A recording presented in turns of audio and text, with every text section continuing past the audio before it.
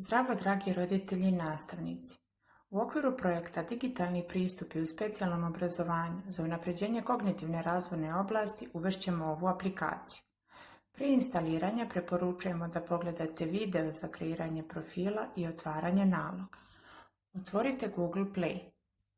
Ukucajte u pretraživaču drugačiji od ostalih.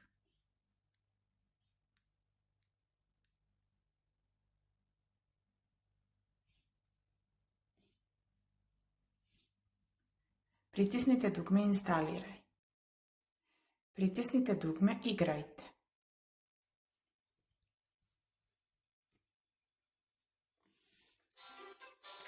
Na početnom ekranu možete izabrati jedan od ponuđenih 38 jezika, isključiti muziku ili ton tokom igranja,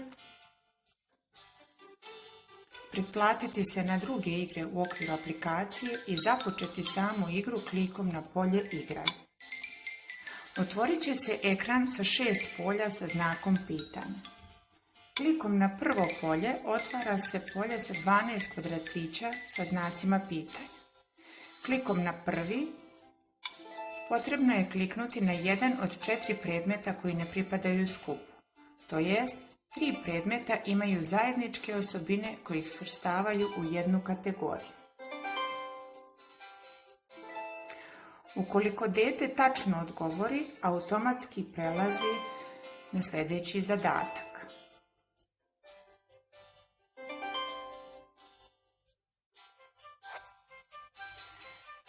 Kada se sva pitanja odgovore na tačno, kvadrat će sadržati deo slike koja će se formirati pošto dete odgovori tačno na svih 12 zadataka.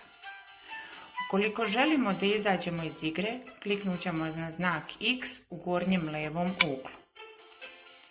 Tokom igranja, ukoliko dete pogriješi, ima mogućnost ponovnog igranja, a nakon svakog tačnog odgovora pojavljuju se zvezdice.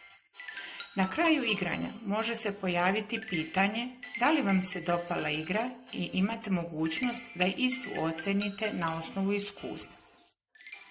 Kategorije predmeta u igrici mogu biti nameštaj, voće, povrće, igračke, posuđe, alati, odeća, školski pribor, cvijeće, pečurke, slatkiši, sisari, ptice, insekti i morska stvorenja. Ova igrica razvija logičko razmišljanje, što predstavlja sposobnost prepoznavanja i razvrstavanja, odnosno klasifikovanja bitnih svojstava predmeta.